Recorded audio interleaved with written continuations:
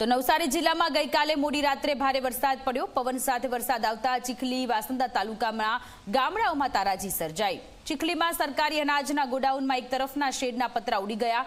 ગોડાઉનની દિવાલ ધરાશાયી થતા ઘઉં ચોખા પલળ્યા। ઘઉં અને ચોખાનો 277 ટનથી વધુનો જથ્થો પલળી ગયો।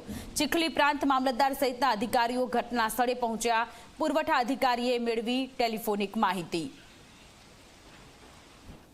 નવસારી જિલ્લામાં ગત રાત્રે તાટકેલા વાવાઝોડાએ તારાજી સર્જી છે। ખાસ કરીને આદિવાસી પંથકના ચીખલી અને વાંસદા તાલુકામાં મોટી હોનારતો સર્જાઈ છે, જેમાં ચીખલી તાલુકામાં આવેલ આ સરકારી અનાજનું ગોડાઉન છે, એ ગોડાઉનના તમામ પતરા જે છે એ ઉડી ગયા હતા અને દિવાલ પણ ધરાશયી થઈ ગઈ છે। આપ દ્રશ્યોમાં જોઈ શકો છો કે આ ગોડાઉનના અંદર જે અનાજની ગુણીઓ મૂકી છે એ ઘઉં અને ચોખા જે ગરીબોને આપવાનું જે અનાજ હોય છે, કંટ્રોલમાં અનાજ પહોંચાડાતું હોય છે, એ 277 ટનથી વધુનું આયરું અનાજ હતું જે વરસાદમાં પલળી ગયું છે અને હજી પણ આ અનાજને ખસેડવા માટેની પ્રક્રિયા શરૂ કરવામાં આવી નથી।